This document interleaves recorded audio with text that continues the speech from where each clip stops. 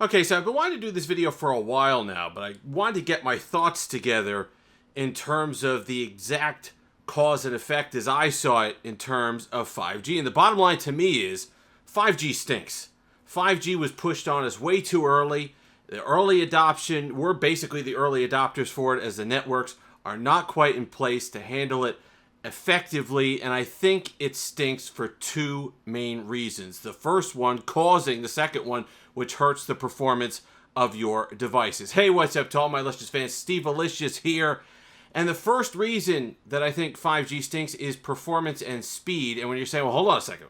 I know all the engineers are going to jump on me and say the speeds are fantastic for 5G. And yeah, they are when you're able to connect. It reminds me of, you know how you're watching the weather report on your local weather station and they say the actual temperature, the scientific temperature is 47 degrees, but the real feel or the feels like with the wind chill is 26. So yeah, 47 may be acceptable, but I'm still freezing. And that's kind of what you get with 5G. It's great when you're able to connect to it, but for a lot of people like myself, I'm in 5G purgatory. I'm just outside of a major metropolitan area, and I'm on the border of an area that doesn't have 5G.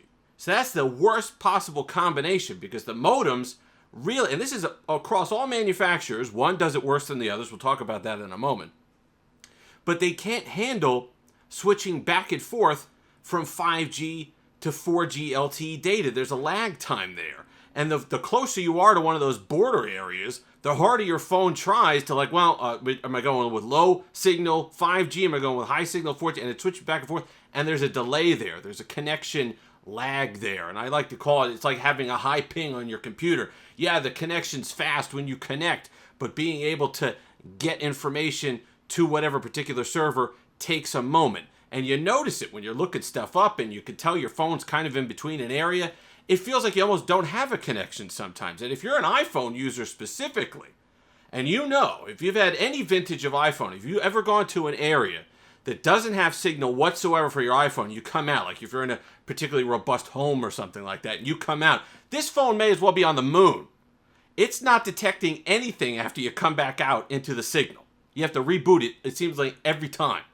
And the Samsung struggle with this too, and the Google Pixels have been struggling with this as well. That constant switch back and forth is really not good. And a lot of times you have to restart the iPhone. And I noticed it with the 5G. When it comes down off of 5G and then goes back up, it has problems reconnecting. And it really causes issues. And the second reason why that's a problem, and it's related to the first, is battery life. And it's really time to talk about the second elephant in the room when it comes to battery life for these phones for these past few years, specifically the Android devices. We could blame the Snapdragon chips all we want, and yeah, that's a pretty big reason why the battery life has been poor for the past couple of years, at least on the Android side. They finally seem to have figured it out on the iPhone side, but battery life's been bad, and overheating Snapdragons are one part of it, but I think the 5G toggling back and forth in those low 5G signal areas is really what's causing a lot of the battery drain as well. And people have done this test, and unfortunately on the consumer side, yeah, there are ways to turn off 5G, especially on Android. Some manufacturers make it easier than others. Sony does a particularly good job with this. They have a toggle right there in the mobile data connection settings where you could turn it down. You could go to LTE as preferred network type as opposed to 5G.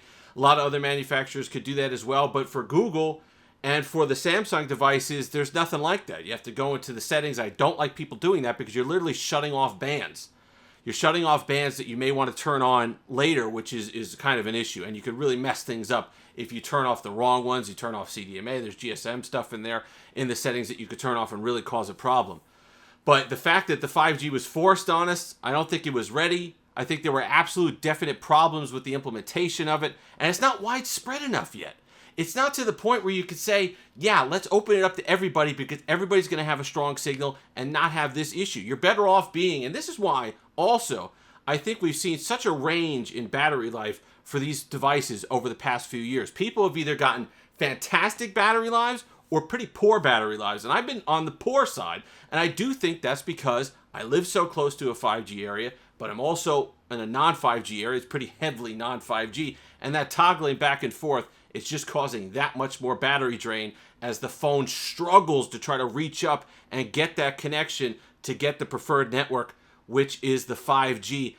Shouldn't have been released yet. It was really just seemingly like a cash grab. They wanted to go ahead and say, oh, if we open this up, if all these AT&T and Verizon and T-Mobile and everybody opens it up, then all these people are going to buy new phones. It's a great catalyst to go ahead and get new devices. But the network coverage just is not there yet. It's going to take a year or two, and we are suffering from the fallout of that in the meantime. But the poor battery performance and also the poor network performance is just not there. If you're blanketed in 5G coverage, then you're living large. You're loving it. It's fast, it's snappy, and all the rest of it. But if you're someone that has to constantly connect to it, disconnect, go to 4G LTE, HSPA+, whatever it is, then hook back up to it, you notice the difference. It's not quite there. It's not good. It's not the snappy performance you'd expect, and it's certainly not as advertised where it's blanketed everywhere in the country.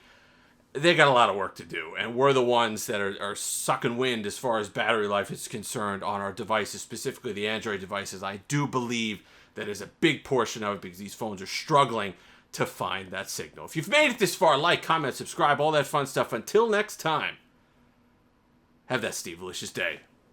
Look at the Islander, LongIslandWatch.com in the description. Look like Steve-alicious. What more could you possibly want?